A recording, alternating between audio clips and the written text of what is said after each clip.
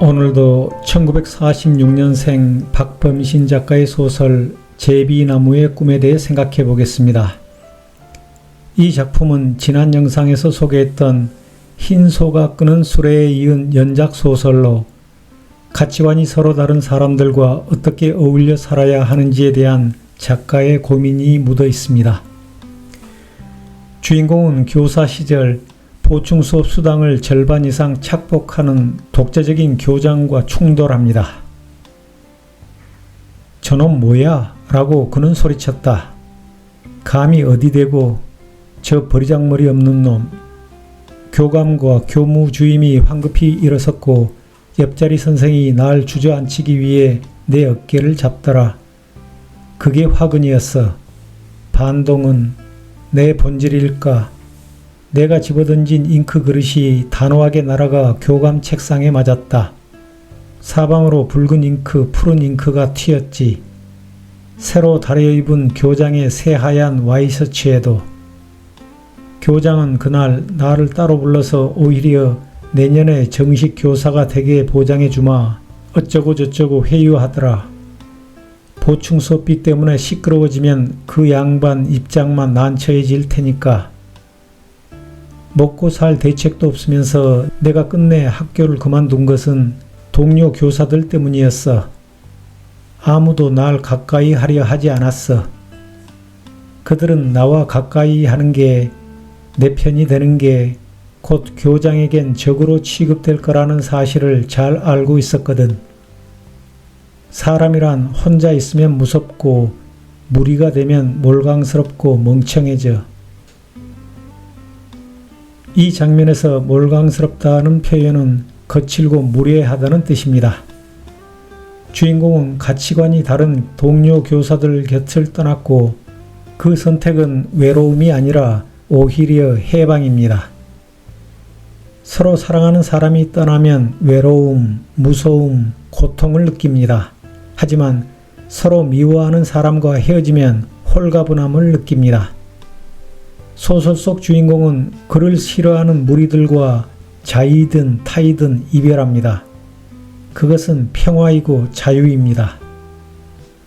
작가는 혼자면 무섭다고 했지만 내가 보기엔 싫어하는 무리들 속에 있는 것이 더 무섭습니다. 그들이 끊임없이 나를 정신적으로든 육체적으로든 학대할 것이기 때문입니다. 나도 몇 번의 왕따 경험이 있습니다. 때론 당했고 때론 내가 먼저 무리를 떠났습니다. 그러나 무섭지 않았고 고통을 느끼지도 않았습니다. 특히 단체 채팅방에서 퇴출당할 때면 오히려 자유를 느끼며 혼자 웃곤 했습니다. 문학의 해석은 해석자의 주체에 따라 필연적으로 주관성을 가질 수밖에 없어. 작가로서 유명하다는 게 뭔지 아니? 글을 쓸 때마다 내 몸이 발가벗겨져 시청 앞 광장을 가득 메운 군중 속으로 내던져지는 기분이야. 어떤 날인가 유명해지고 나자 그들은 무리져서 작가 아무개를 이렇다 단정하는 거야. 내 연주는 듣지 않고 그들은 내 연주 내용보다 훨씬 더 확실하게 나를 안다는 투로 말하거든. 이 대목에서 나는 약간의 슬픔을 느꼈습니다. 예술가가 대중의 시선을 그토록 의식한다면, 대중에게 아부하는 글쓰기를 한다면 그런 글쓰기는 예술이 아니라 장사에 불과합니다. 이어령 작가가 이렇게 말했습니다. 범죄자는 자기 지문을 말소하려고 고민하는 자요.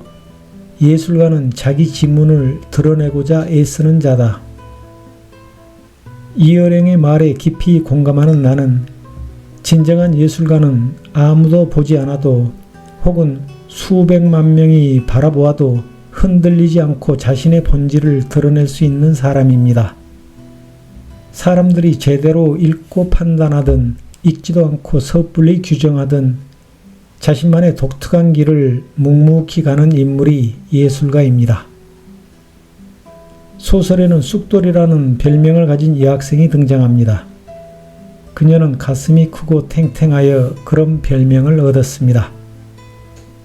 어느 날 기차 안에서 인기 많고 오만한 남학생의 책가방에 편지가 든 시집을 몰래 넣습니다.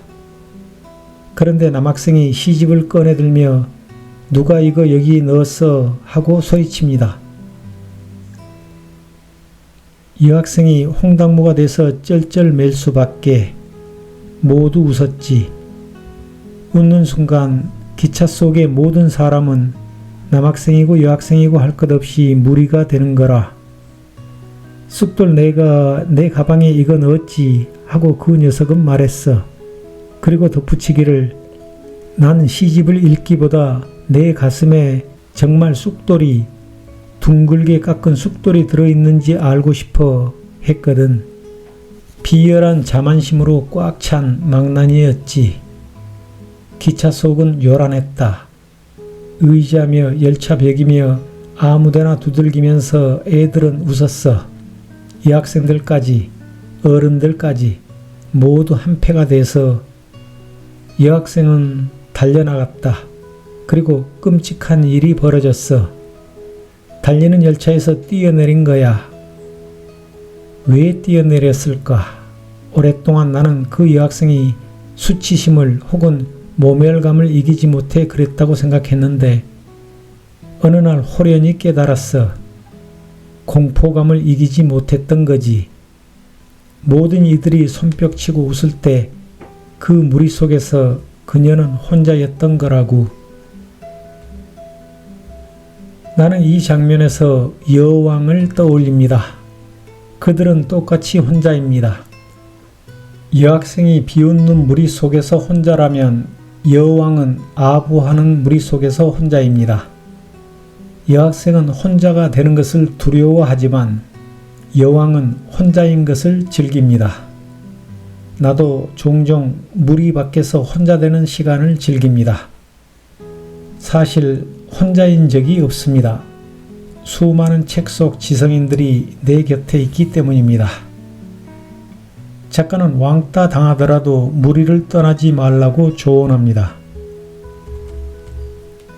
좀 더 깊이, 좀 더 끈질기게 그 무리 속에 붙박혀 있으면서 그러나 결코 굴복하지 말고 멍멍멍 북치고 나오는 자신 소중히 열고 무리를 열고 그리하여 그 사이를 소통하는 향기로운 걸 찾아내라는 제비나비처럼 무리와 저 사이에 향기로운 소통의 길 열고 비상하는 걸 아버지께 보여드릴 날 꿈꿀 수 있어 참으로 행복해요. 나는 이 말을 상황에 따라 두 가지로 다르게 해석합니다. 내가 권리와 책임을 가진 공동체라면 나는 당연히 그 안에 남아 의견을 내고 굴러다니는 돌이 될 것입니다. 그러나 단지 친목으로만 묶인 모임이라면 가치관이 맞지 않는 무리와의 소통에 집착하지 않고 나비처럼 훌훌 떠나든지 멋지게 훨훨 쫓겨나든지 마음 편히 등을 돌려버릴 것입니다. 감사합니다.